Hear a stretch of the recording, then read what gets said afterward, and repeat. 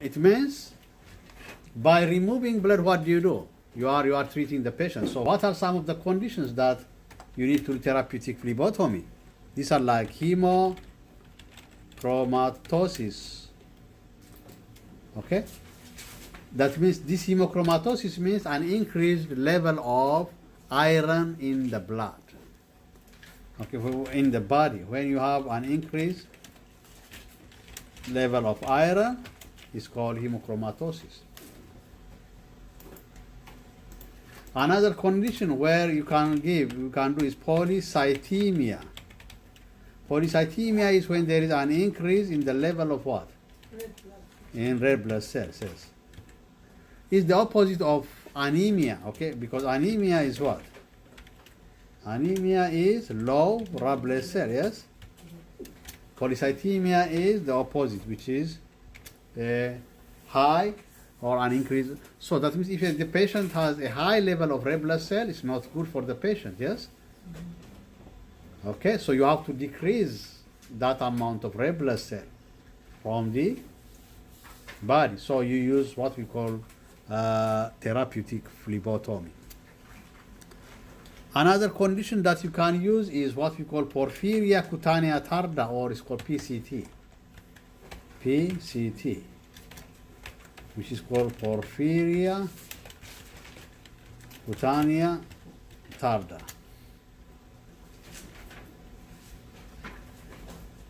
It's a condition where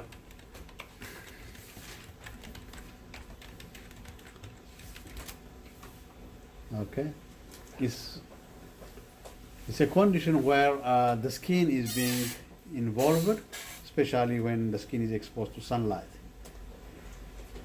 And usually people with porphyria cutanea tarda, they have usually a recurring blisters. That means that they have blisters or small swellings that contain like fluid, and they rupture. Okay? And what is the cause of this? Usually there is an increase in or a high level of what? Iron, and it's deposited on the kidney, on the liver. Okay, the high iron will be where? It will be deposited in the liver. So it leads to what? To liver damage. So an important thing for porphyria cutanea tarda, you have what? A liver problem, and you will have what? A skin lesion or a skin problem. That's because of accumulation of iron in the liver.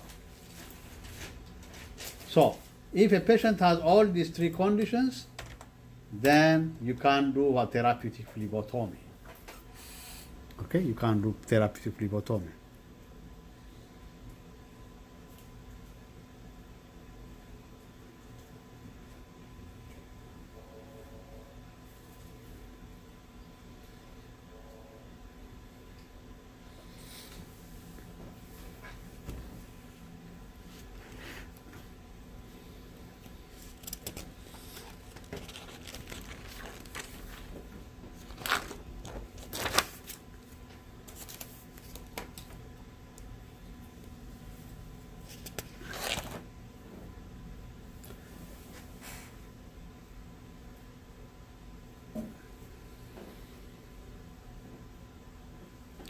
So, what are the four major work duties of a phlebotomist? That means, okay, 1, okay, equipment, 2, procedure, 3, patient care, 4, records and patient information. So these are the 4 categories.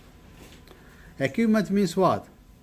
You have to make sure that the equipment that you are using are what? Sterile, they are not contaminated, okay, they are not expired. All these are your duties. And you have to make sure all your equipments are available, like gauze, okay, needle, a syringe, alcohol pads, tourniquets, all should be available. And procedure means you need to do what? A correct step of blood draw. So you remember we have all these 10 steps of blood draw. So you have to follow the proper what? Step of blood draw. It means you have to start from what? Identifying the patient, getting the requisition, okay, and then what? Check the name, if it is okay, the same as the requisition. Yeah. So identify the patient properly. You wash your hands, put on gloves, apply tourniquet, and then you start your procedure. So doing the correct procedure is called procedure. And then patient care means what? You try to alleviate like some pain. You don't need to harm a patient, okay? That means you don't need to hurt, okay? Anyways, that means phlebotomy is what? Venipuncture or any kind of blood draw is, it has pain, yes? So you have to tell the patient, but you should alleviate the pain of the patient. That means, yeah, how? By reassuring the patient. Okay, it's a fast and quick procedure. Usually it's less than a minute it will take, yes? So you have to tell them that. And after you do the draw, you have to take care of no bleeding, no allergic reactions, the patient shouldn't what fainting and so on. Okay, that is one. And patient information means you have to keep the confidential of the patient. Okay, it means it should be confidential. All information should be what? Confidential. And you have to document everything that you did. If you don't document, then no one knows that you did that test or that procedure. So these are what we call, okay. And quality improvement methods. So quality improvement means every time you need to improve the quality of your care, your procedure. Yes? So you have to improve that. So how do you do that? Usually you can follow like some charts, what we call flow chart and a Pareto chart.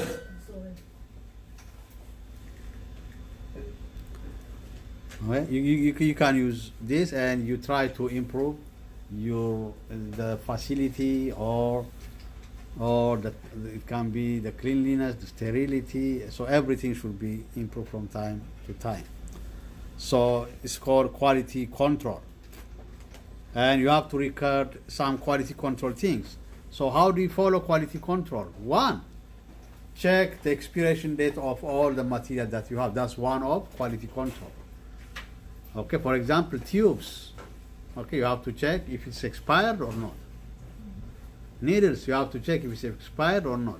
Strips, you have to check if it's expired or not. So that is one of the checking the quality control.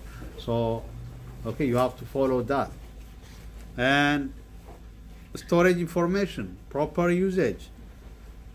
Okay, test like supplies, reagents. Okay, they should be always what? Accurate, and they shouldn't be what? Like, let's say you have ABO blood typing.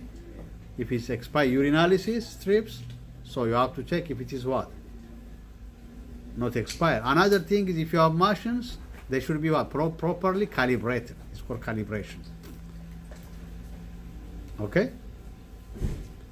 So we finish on this, and let's go to the next page, page 5. Now what we do will be, so each of us will read one chapter each, I mean one page each, and then you will get the famous 10 questions for that chapter. Now we are going to finish the chapter where we are remaining with 2 pages. So let's start from here. Okay. So Sagar will read page 5. Work environment. Phlebotomy technician can work in a variety of medical settings, such as hospitals, clinics, doctor's office, laboratories, blood bank, research firm, and or pharmaceutical firms, hospitals, institutions which provide medical and surgical treatment, clinic, institute or hospital department focusing on diagnosis and care of outpatients, doctor's office, suite office where doctors receive and treat patients, laboratory, building or room where tests are performed to evaluate specimen in order to diagnose medical condition. Blood bank, an institution where blood is collecting from donor and then stored and prepared for transfusion. Research firm, an institution equipped for scientific medical research that may specialize in basic research or on specific areas. Pharmaceutical firm, an institution that develop and marks the drug for as a medication, for use as a medication. Okay. Any questions now from this?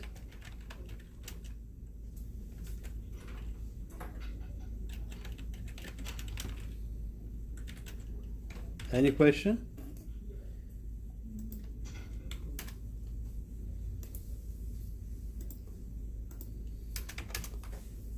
Okay. Now let's go to the next. Okay. So let's go to safety considerations. So can you read next and then? Safety consideration. Phlebotomy technicians must be aware of the risks and dangers involved with this specimen collection.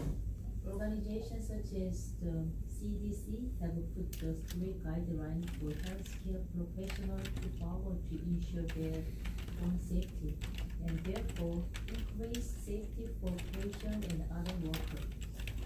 Universal precautions require that all use needles must be discarded intact.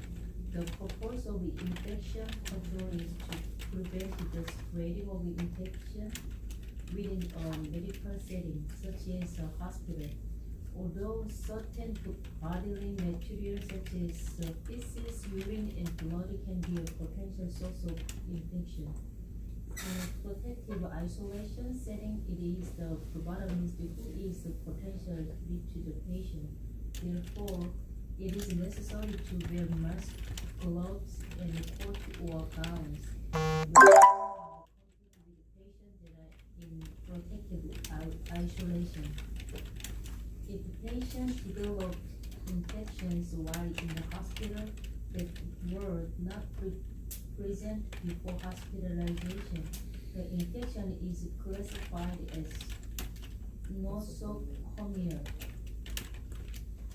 The chain of infection usually includes the source, susceptible host, and poor isolation technique.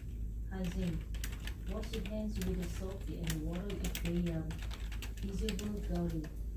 Good hand hygiene techniques reduce the number of outbreaks of infections. Hand washing is the single most important way to prevent spread of infection. Equipment, gloves, masks, goggles, and gowns or coat. Autoclaves, instruments for sterilizing under pressure. Emergency needle stick information. If you're exposed to needle stick or other sharp object, wash